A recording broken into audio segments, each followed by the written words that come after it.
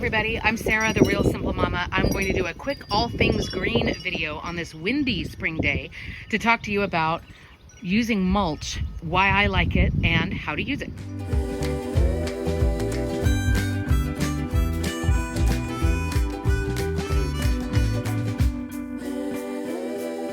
So welcome. I do love doing plant content and I'm hoping it'll help somebody out. Now, I'm not trying to sell you anything.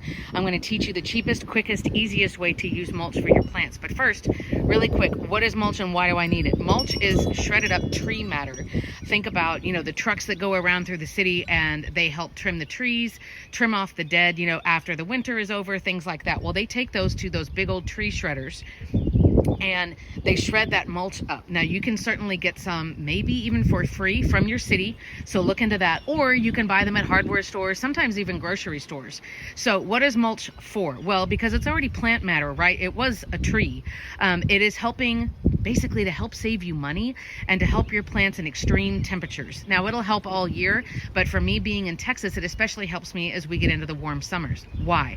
The mulch acts like a bed, like a blanket, right? That is over all of your plants. And it does two things. Number one, it helps hold in moisture. So spoiler alert, that means you don't have to water as often. And number two, it helps regulate the temperature of the soil and of your plant's roots, right? That's the core of your plant, is what's below the ground. So for example, if we're thinking about getting into summer months, these herb pots that you see, and I have a video here if you want to see how I did these and why. But number one, bigger pots, I'm hoping I won't have to water them as often as I would with a whole bunch of little individual pots. But now that I've added the mulch, it's going to help keep the soil cooler in the summer, and it will keep these guys from drying out so quickly. So think about, if you work full-time or you're planning on going on vacation, or maybe you just kind of I plant them and then I kind of forget about them, or whatever the case may be.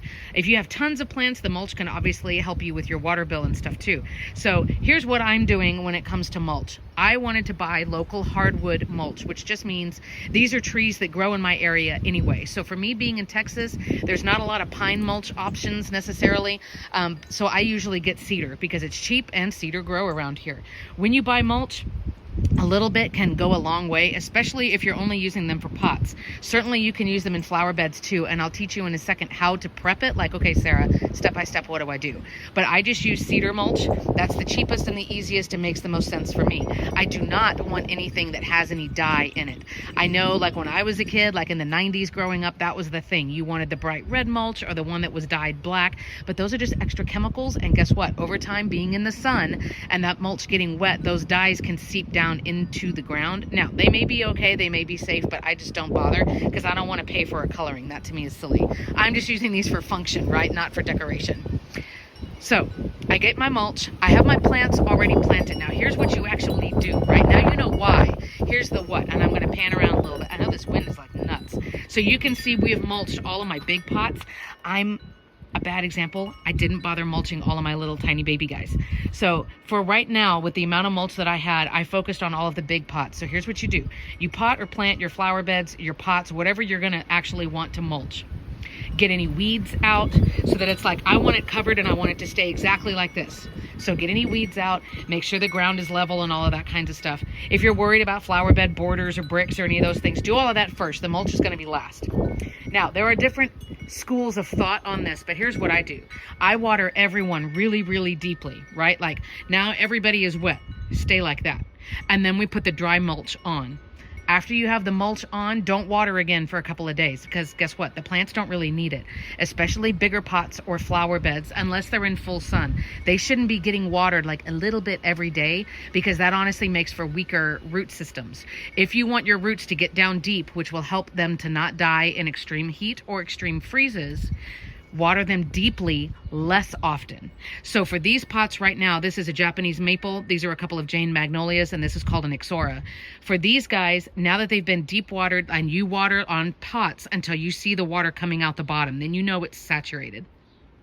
Put the dry mulch on. I can tell the mulch is dry because it's a light brown, right? It doesn't look wet. Then I'm going to wait literally 2 or 3 days before I deep water again, because now I don't have to water as often. But mulch is really, really great. When I used to take garden classes in the world before COVID, I was taught 2-2-2. You do 2 inches thick of mulch, 2 inches away from the trunk or the stem. And this is my last tip for you. I know it's hard to see, but we don't want to strangle the trunk or the stem of your plant like a turtleneck that's too tight. So 2 inches deep, 2 inches away, 2 times a year. Now that's what I don't do. So I'll tell you what you're supposed to do, but then I'll be honest, I don't do it. You're supposed to get all of this mulch and get it out and throw it away, or compost it, or throw it in with your chickens or whatever, 2 times a year. I don't do that. I only do it once a year. So maybe do as I say and not as I do. But that's the tip on mulch. I do recommend it. I mean, a huge bag is going to be probably less than $5 depending on where you live. And it covered all of those pots. And now I have a lot more that I can go put underneath my fig tree or out in my big flower bed or whatever. But water the plants deeply. Apply your mulch. Remember 2-2-2. And then don't water for a couple more days. But that should help you. It'll help the plants thrive. Their root system is not going through as many like temperature changes, and you're going to save water because you don't have to go out and water them as often. So let me know if you guys use mulch, what kind you like. If you bother with it, do you follow that 2-2-2 rule? And thanks so much for watching.